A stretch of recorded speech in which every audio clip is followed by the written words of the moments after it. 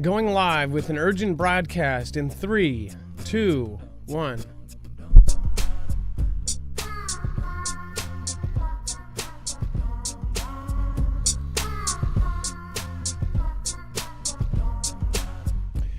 All right, what is going on, guys? It is Adam, aka Marf, and this is Marfoogle TV. We have a lot to go over tonight, and I say that every night, but this is actually one of the crazier nights. I don't know if it is because of the lunar eclipse or what, but there is a lot of things that are being enacted right now, a lot of threats being put out, a lot of ultimatums, so we're going to talk about it right now.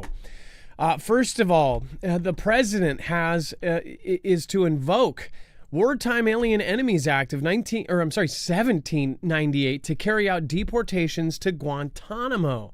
Again, Guantanamo was cleared out and redone to basically house people that aren't supposed to be here. President is planning to invoke wartime law known as the Alien Enemies Act of 1798 as soon as Friday to authorize the summary deportation of some migrants, including to Guantanamo Bay, escalating his government-wide immigration crackdown. Multiple U.S. officials familiar with the plan told CBS News.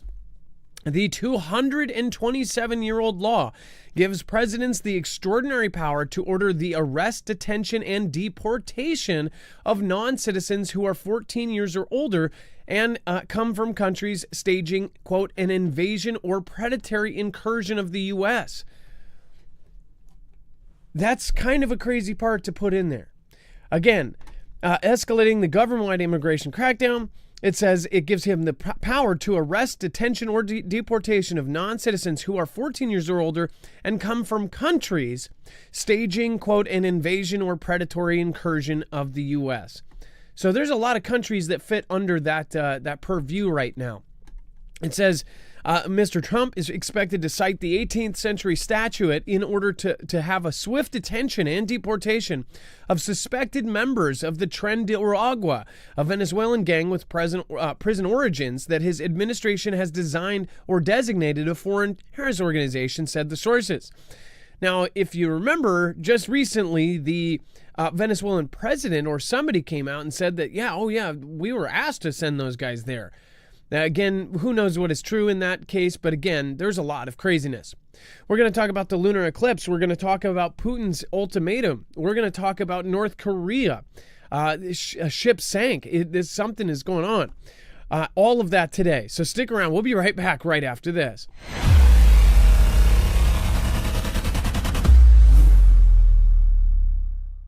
Nothing in this show should be considered legal, medical, or financial advice. The views of the callers can differ considerably and do not necessarily reflect my opinion, Dex's opinion, or anyone else who works with the show. You should always do your own research and consult with professionals. The internet is full of fake news, so please take everything with a grain of salt. If you have not already, it helps us out if you end up going through any of our affiliates, and it helps you out if you end up protecting yourself against cybercrime.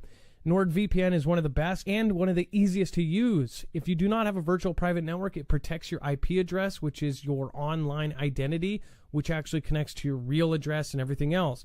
It also connects to you. If you know anything about how they are data logging and basically getting your profiles down, you can prevent that by having a VPN. Nord is, again, one of the easiest. Download it. It's like an on switch and off switch. All you have to do. Go to marfooglenews.com/VPN. Not only will you get a giant discount on this, but you will also be helping us. I appreciate your support, and I appreciate everyone that goes through any of our affiliates.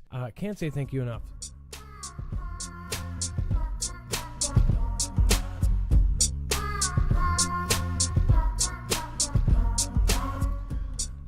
All right, we're going to head over to the next place in the map to talk about the White House has asked the U.S. military to develop plans for the Panama Canal. And to go over this, we're going to bring my co-host/internet brother, Dex James. What is going on, and how are you doing today? Well, hello, Adam, and hello, Foogle fam. I am doing just fine. So, yeah, the White House has directed the U.S. military to draw up options for increasing the American troop presence in Panama. I guess this is going towards his goal of reclaiming the canal.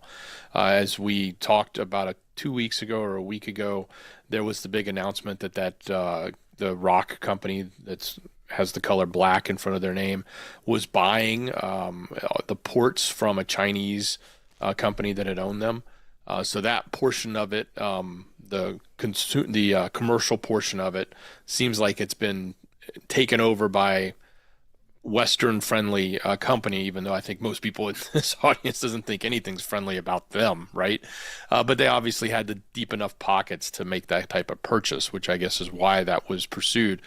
But now we're talking military, not just financial ownership, but now the military is drawing up plans to literally go in and have a stronger presence. Now, I can't imagine this would necessarily happen without Panama's agreement. If they weren't in agreement, then I guess it would probably take a different approach, which is one that he has said even before he came into office that, or on his way into office, that he thought if we have to take it by force, we'll take it by force. So this will be interesting to see what plays out as far as our military presence and how that may expand into that specific area of the canal. And both Panama and China deny there's any foreign interference in the 50-mile canal, whose neutrality is enshrined in Panama's constitution, right? Chinese officials have accused the U.S. of using coercion to pressure Panamanian officials to block Chinese aid projects. Not too many of us believe that China is really just, they have it in their heart to just help everybody. The same company that, the same country, same thing almost, that tracks, traces, monitors every single human being, but way, way worse than the U.S. Like, we do all of those things, but they do it openly and with the hammer of silence. So, again, at least we can say out loud that we're being tracked and traced. They can't. All right, and then over to the map again. Let's go over to Russia. Vladimir Putin makes a ceasefire decision and gives Ukraine a chilling surrender or perish ultimatum. Now, as far as the ultimatums go, there hasn't been one this clear or this unvague in quite a while. Vladimir Putin said that Ukrainian troops involved in a counteroffensive will have to surrender or perish before he agrees to ceasefire. Russia today rejected a proposal for a 30-day ceasefire drawn up by the U.S. and Ukraine after a 9-hour meeting in Saudi Arabia on Tuesday. So essentially saying that 9-hour meeting was a complete waste of time. As I said before, and as many other people said before, all of these peace plans are a bunch of BS. This was among other stories this week of Russia saying that there's no chance that this will be done, at least before 2026. Or experts even said, that there's no way that this is going to be done. Russian think tank, which is directly, answering up to the big guy, said the same. This is not going to end anytime soon. Every one of the peace plans that is put out, something is there that neither one of the sides are going to say, oh, absolutely, we'll do that. It's like, give half your country up, or you agree to do this, but we get to keep this, and we want NATO on every doorstep, or something that they will never agree to. So with this, they asked about the ceasefire at a press conference and asked Putin, alongside Belarus's President Alexander Lukashenko, which has become more and more important in all of this. Putin thanked Donald Trump for trying to get a deal done, but suggested that he would not agree to it in its current form. He said, "We agree with the proposal for a ceasefire to cease hostilities, but we proceed from the fact that this ceasefire should lead to an enduring peace and should remove the root causes of this crisis," which essentially tells me that it means that they need their Russian-speaking land back for them to be happy. For the places that they because they're saying root cause, they're saying that these areas should be part of Russia. Ukraine is saying, well, they're now Ukrainian, so they need to stay Ukrainian. So this is going to go in circles until something just really snaps. Dex, as far as the ceasefire goes, are you surprised that he's rejecting it? Well, it depends on how they write it. I mean, look, on some hands, some people are writing that he is agreeing to the ceasefire, but he has some concerns that need to go on, where others are saying he's rejecting the ceasefire. Ultimately, he's agreeing with a ceasefire, but he has concerns, and those concerns are what comes next, but more specifically, the region in Kursk, which was taken from him, he wants that back. Now, he also said that situation, because he was just, as we reported last night, he had just done a trip there. He just visited there yesterday to the front line. He said the situation is fully under our control, and the group that invaded our territory has been fully isolated. He said the Russian leader added that the Ukrainian troops can no longer leave the area, and they will have to surrender or die. So big words coming from him, and obviously as we were reporting, it was looking like they were going to lose that territory. The stronghold that Ukraine had gotten in that area had weakened, obviously, and that's what he is saying and suggesting here as well. And before we talk about another big thing, and again, I don't know if this is because of an eclipse that is coming or what, if it's the moon cycles, but President Duda calls on U.S. to place nuclear weapons in Poland. There are so many things like this today. It's just insane. Before we do, I do want to remind you guys, make sure to go over to check out EMP Shield if you haven't already. We have told you for years, this is going to be the answer. If you work far from home, or if you have a bug out plan, even a basic one to get out of your house, well, how are you going to do that without a vehicle? Again, this is a device that will not only protect your vehicles, it will protect your cars, trucks, motorcycles, boats, again, homes, ham radios, generators. If you plan on bugging in, then this is definitely a device that you need to know about. This is an EMP shield. It's developed by the same company that's actually been contracted with agencies like DHS, DOD, and the DEMSO team doing massive projects. They are quietly trying to basically harden our entire grid, and it had no progress for the last 4 years.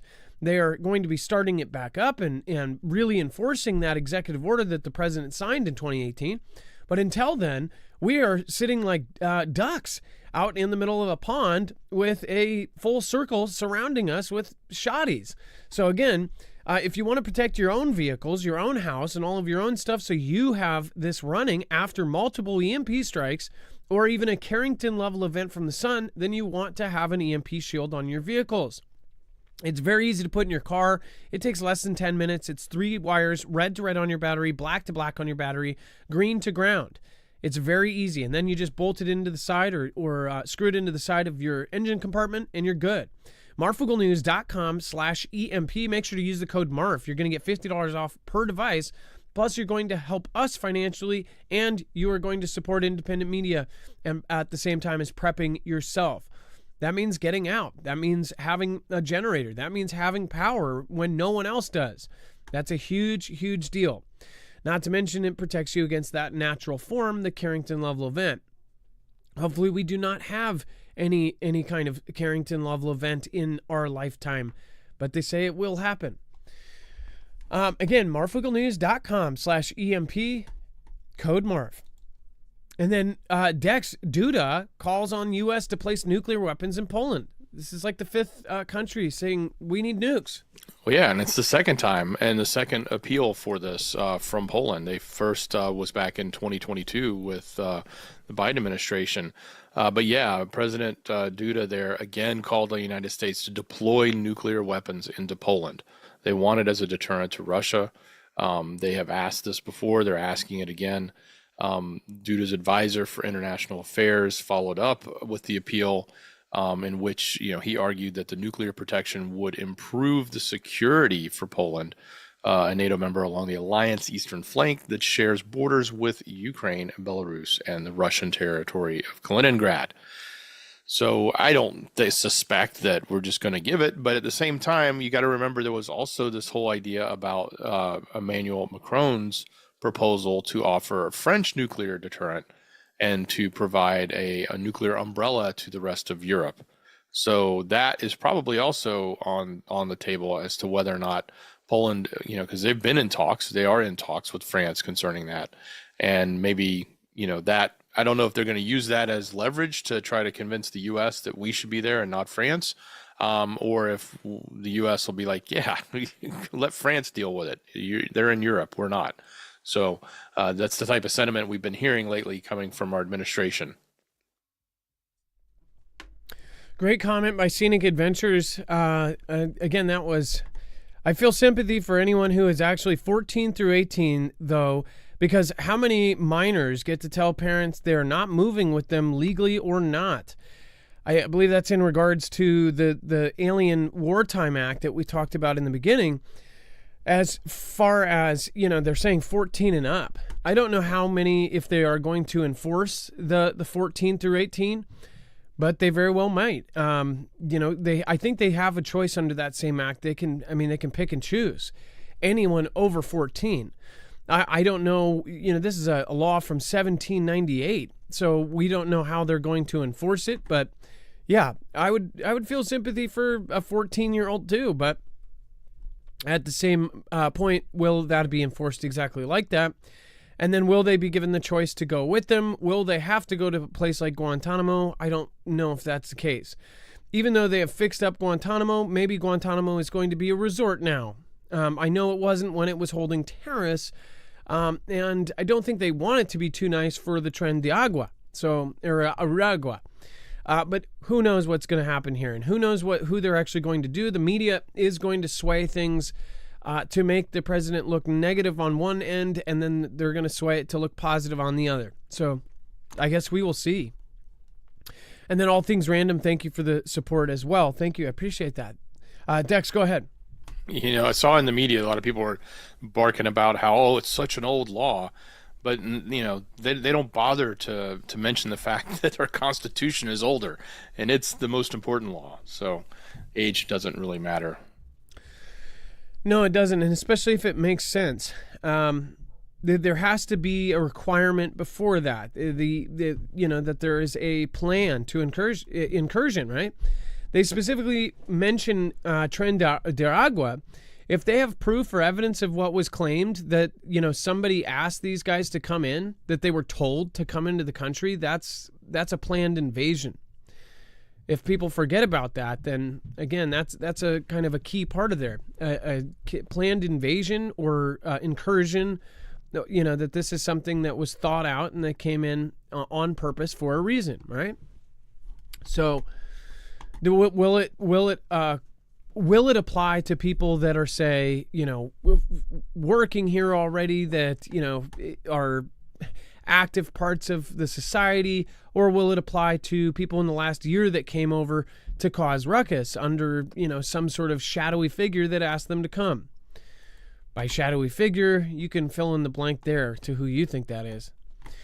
And then North Korean ship sinks, leaving at least 15 perished. Dex, do you want to go over this? What the heck happened with that? A smuggling ship, apparently. Yeah, so a North Korean cargo ship suspected of smuggling coal sank after colliding with a Chinese vessel, and apparently 15 people perished in that. This was it actually occurred in late February. We're just now learning about some of this, but it was in the Yellow Sea. And the reason I guess it's kind of interesting is you think about, we just talked about a ship getting colliding in an estuary in the UK, colliding into it was an oil ship, but it was carrying military jet fuel, if I remember correctly. And it was struck by another ship who now they've told us was a Russian pilot, was the one driving that ship, to the extent that they're still investigating whether something nefarious was happening there.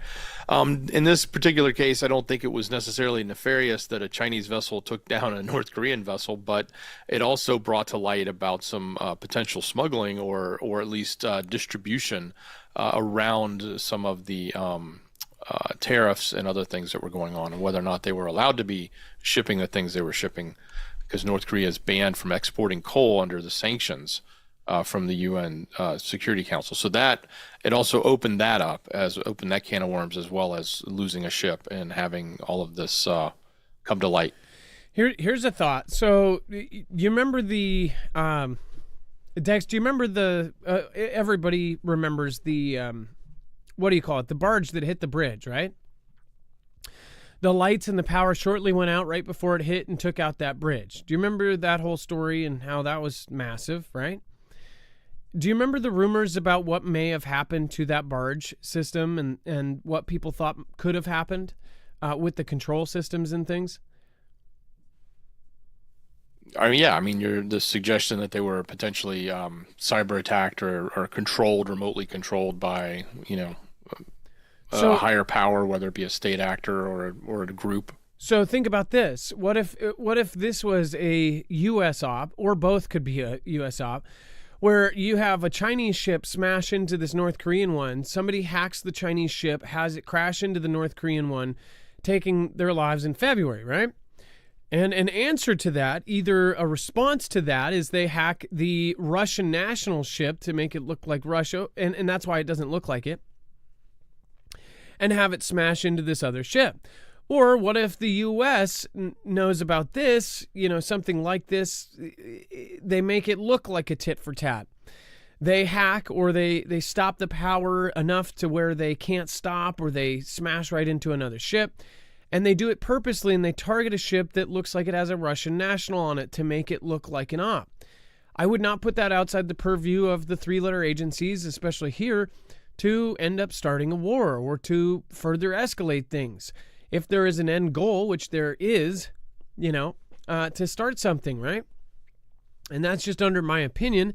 But I haven't heard too many people talk about either one of these incidents having the hack part of that. A lot of these ships are now equipped with these kind of things and could be remotely turned off or remotely, hacked, or even on site. Somebody could have worked there for a year to try to do something like this. Dex, go ahead. Well, and it's also interesting that neither China or North Korea have made any announcement and will not acknowledge that this happened either. So that's being kept quiet. That's why it's taken so long for information to come out on it. And then they also are suggesting that the North Korean vessel had switched off its automatic identification system at the time, which obviously would have led to, or potentially could have led to it, which could go to that fact. Did somebody turn it off?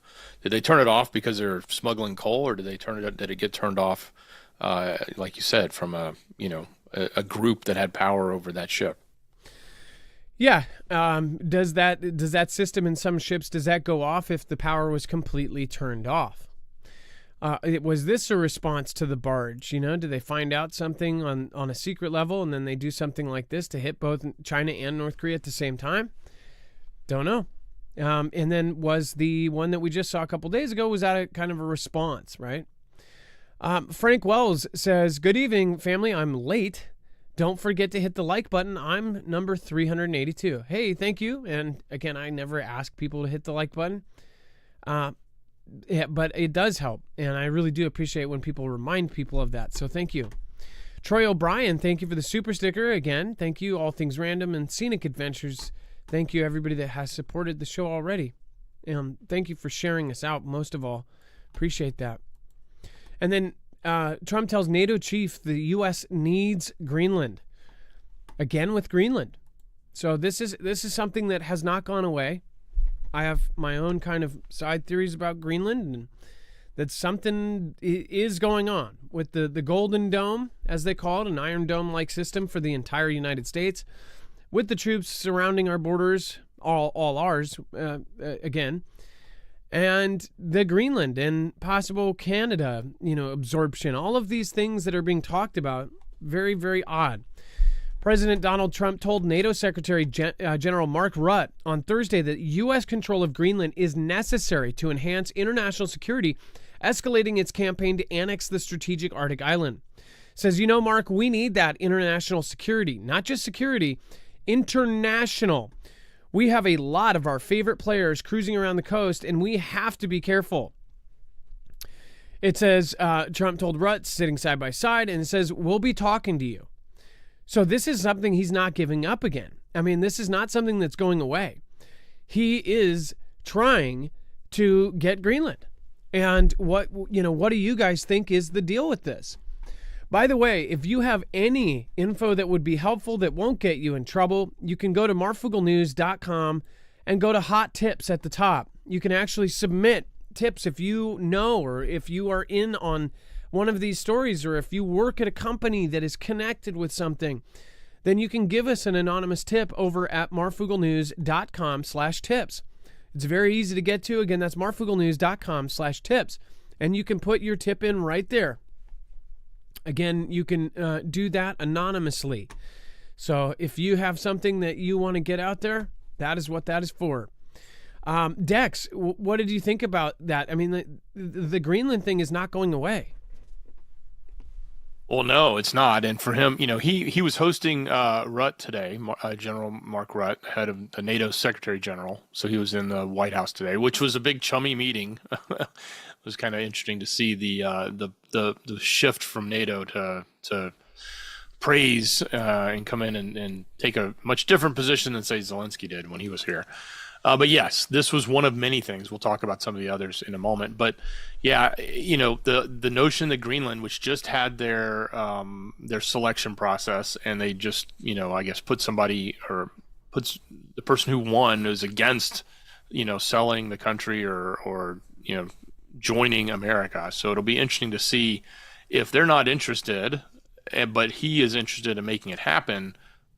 How do you do that? Like, is it going to be with force, like we were talking with Panama Canal? Is it going to be with coercion and just a deal that they just can't refuse? Like, what's it going to take, or is it going to just not happen and it's a bunch of talk for 4 years? A deal they just can't refuse, straight up mafia style, right? Speaking of which, again, make sure to go over to the Marfia hot tips if you have some sort of insight on any of these stories today, including anything. It doesn't have to be on today's news. It could be anything news related. Give us a tip at Marfia tips over at marfooglenews.com/tips. Dex, again, Trump hopes that Russia will, quote, do the right thing. What do you want to talk about why he's saying that and what is going on with that? Yeah, so he spent a lot of time talking, obviously, about Russia and about the ceasefire agreement that's in place with Rutte today. But talking specifically about what is needed to move forward on the deal. The whole idea that Putin was willing to agree, but then not agree to certain, or to the lack of agreements on what's going to happen with the land, specifically in Kursk, as well as the territories they've already taken, I think is a big one. But, he went so far as to say, we're talking to him. We're in the middle of a discussion. And, we're the team, I think I remember the guy's name that has been doing all the negotiations that he sent over there, but it's the one who's been working directly on those negotiations, has been in direct discussion with Russia. It sounds like Trump has been talking to Putin, or will be talking to him, but probably going to meet in person at some point. We don't know when that's going to happen. And the fact that, it's a really important, I guess it's an important FaceTime for Trump and NATO, because of the fact that everything we've been talking about and everything that's been reported is how we're pulling away. And it really looked like they were getting along pretty well, and things were, I'm sure we'll still be, I in my mind, I got to believe he's not just paying lip service and then doing something different, but it's probably just the part of how he negotiates, because he's always got something up his sleeve. But yeah, it was an interesting meeting to say the least, as well as the Greenland stuff came up there. He's expecting that Russia's going to do the right thing was the other quote that came out from Trump. A lot of the stuff was part of the public information that was made available, not the private meetings that went on there as well. So, yeah. And as far as, many of the issues that came up today, all of them have to do with our entire planet is right now just sitting and waiting to see what's going to happen with this. And it really is a nightmare as far as, if you look at all of the different countries that are either in a war or preparing to be in a war, we are kind of sitting in this little kind of crevice, safe, and we feel all good and that everything's going to be okay. But we have to realize that there is very, very big chance of this going south. And when it does go south, which I believe it will, that all of us can get through it. This isn't the end of the world. This is the start of a new one. And I do believe there's agendas to get us pushed into a whole new different system. And if we can all stick together on this, that we will be fine. This isn't to make people afraid of the coming wars. The wars are going to be horrible. But again, there are things that you can do no matter what happens, no matter what kind of horrible events happen. There are things that you can prepare for. There are things that you can do to avoid or to get around some of these things. There's so many preventable ways to actually prepare for some of the bad things that are coming our way. And if you know about them, that's the first step. Dex, go ahead. Well, this also came out just after, because part of the chumminess was sort of a joking moment around Greenland. But Rasmus Jarlof, who is the chairman of Denmark's defense committee, came out and was sort of upset about the fact that the NATO Security General Mark Rutte was joking with Trump about Greenland. Because when Trump made the Greenland statements, he was like, blah, blah, blah, we need it. And then he goes, we need that for international security, as we have a lot of our favorite players cruising around the coast. And then Rutte jumps in with a joke, it didn't sound like a joke, but he was very lighthearted about it. He goes, well, I don't want to drag NATO into it, in a very laughing way, right? Like, it doesn't need to be a NATO issue. So Denmark's not happy with that, because they're the ones that currently own the territory of Greenland. So, yeah, there's a lot of, it was really weird, just the way NATO and Trump were, or Mark, I should say, and Trump were getting along. Yeah, and as far as your favorite player cruising around the coastlines, I mean, this is after a couple days, you had China circling Australia. You, of course, have China encircling Taiwan multiple times, doing these massive, massive live-fire drills over the last couple weeks. I'm sure that's fresh in the president's brain. I'm sure it's in NATO's brains, like they're thinking about this stuff too. Because, it is almost funny, he's saying, well, don't want to bring in NATO into that. It's like, well, maybe we don't want to bring ourselves into NATO stuff. It's kind of a back and forth thing that's been going on. Now, before we move forward, if you have any kind of issue with hospitals or cyber attacks on pharmacies, this is something that you might want to look at. And again, it could be something that isn't a war-related thing. It could be a cyber attack by a 3-letter agency or a group or a foreign adversary that affects the entire country. This is why people and preppers have medicine on hand. And if you don't know how to do that, there's a very easy way to do that. This is a quick appointment with a board-certified doctor, which allows you to do this. You talk to him and you say, hey, I need a Jace case. And it will come with all of the most commonly prescribed antibiotics. And again, that comes with not only those, but you can actually sit there with the doctor and say, hey, I also need this, this, and this off of your add-on list, like albuterol, emergency inhalers. You, of course, have the things that, Joe Rogan took during 2019 and CNN made fun of him for. There's all sorts of things on that list that you can add in that you have right on hand in that case. Go to marfooglenews.com/Jace and make sure to use the code MARF. You'll not only get a huge discount, but you'll also help us out at the same time. Go to marfooglenews.com/Jace and make sure to use the code MARF. Also ask about Jace Daily. That is where you can get a year's supply of your regular medications. If you are dependent on something and you don't want it to be where all of a sudden tomorrow the lights turn off and you can't get that medication, then go over and check Jace Daily. You can get a year supply of one of your medications, and then boom, you have it on hand. And then Chinese barges, tailor-made for allowing easy ship-to-shore transfer to supply a location without proper docking facilities. So really think about this. They don't need a dock. They need a beach of any kind, and they don't essentially need to be close too. And it looks like there's even something else special about these boats. It looks like they have some sort of hydraulic things that can come out of the bottom and lift these ships up. It's really, really crazy to see. And again, we just showed this video over on news, but it is absolutely shocking. It shocked me. And I covered these since inception. Before we saw the first one in person, we said China is planning to make this a law to make all anything commercial companies in China, they all answer up to the big guy, right? There's a golden share for the president, Xi Jinping, in every case.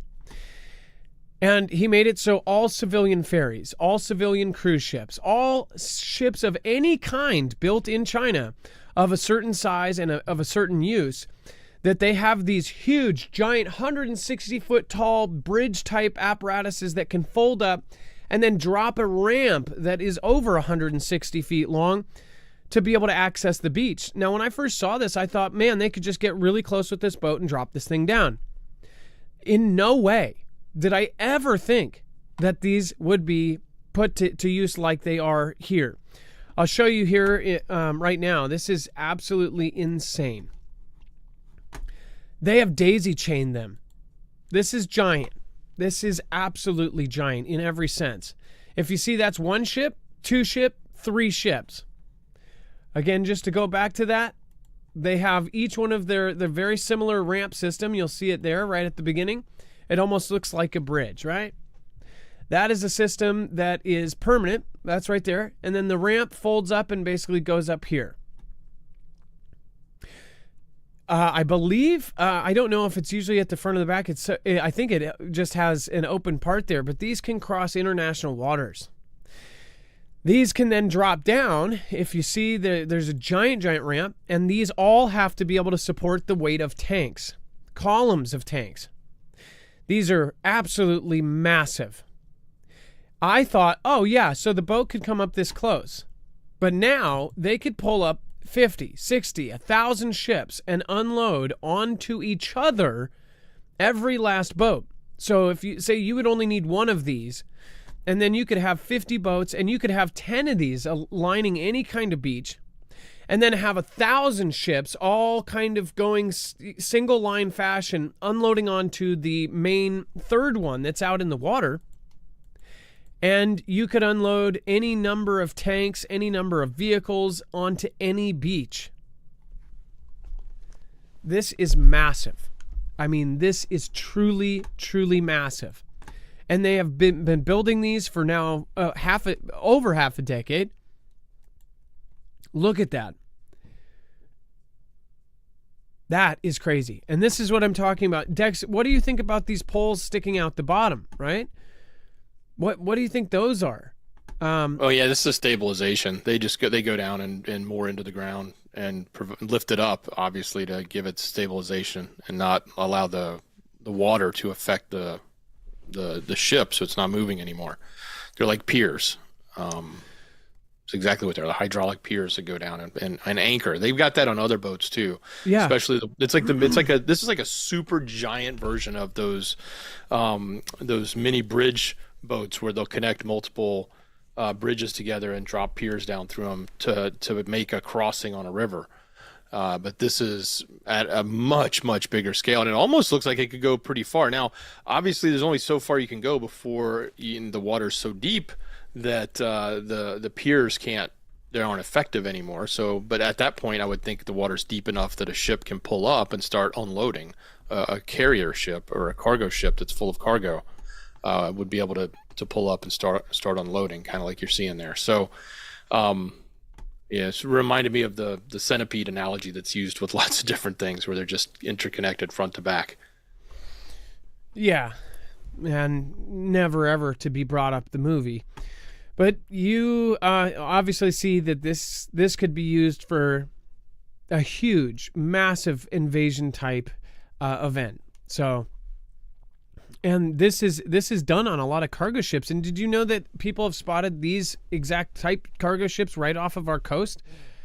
They've used these regular normal cargo ships to actually deliver things to the United States, like stuff that's going to Amazon. Because this was part of a normal part of their law. They're saying, oh yeah, this is just, for any kind of thing, so we can do this. Oh yes, it might be used for war later, but that is the main point that they did it for. It is a just in case type of thing, right? Well, now we're seeing them put into practice. They are working out the logistics of an invasion. This is why it takes so long. People that have said, oh, you said there was going to be a war 5 years ago. Well, wars take a long time to put into place. And once you start seeing that they're preparing for it, this isn't a wedding.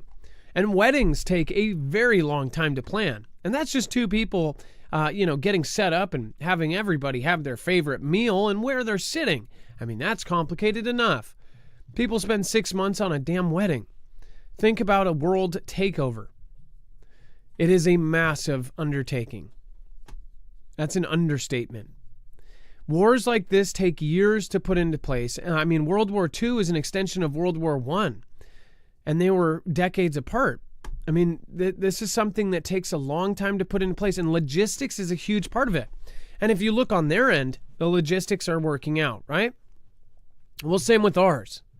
NATO, if you look at what they've done, they've created this path through European countries so they can put all of the troops through certain places.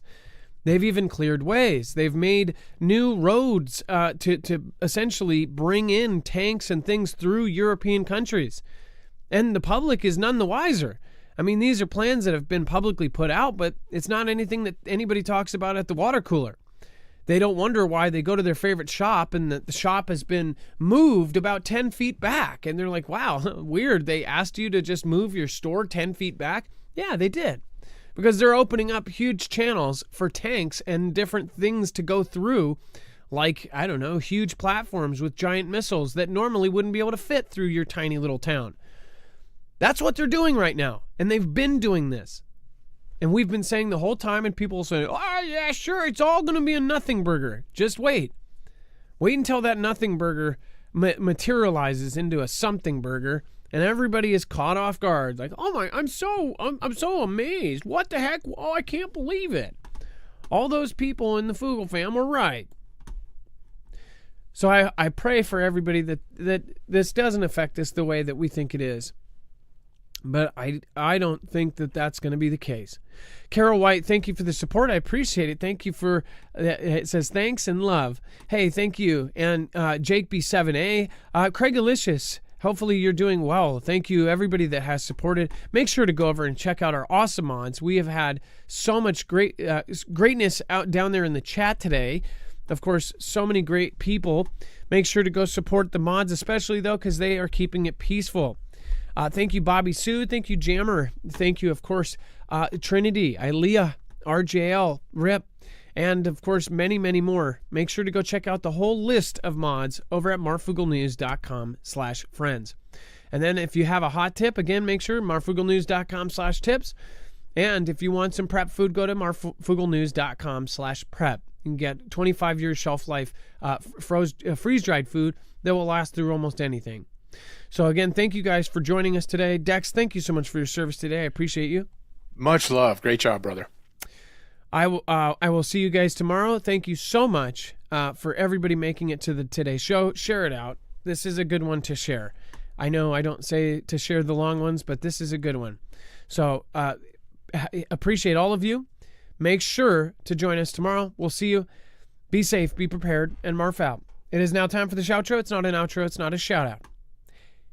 It's a shoutro. Tammy Lee, thank you. I appreciate that. Thank you, thank you, thank you. It says, we live in crazy times, but this family sure makes it easier to go through it. Love to all. Thank you, Adam, Dex, and Mods. Hey, thank you, Tammy Lee. We will see you tomorrow.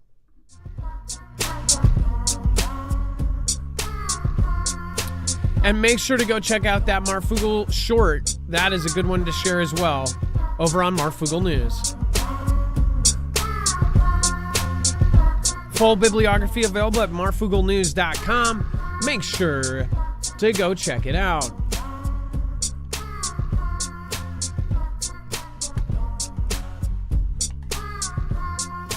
Top supporter tonight looks to be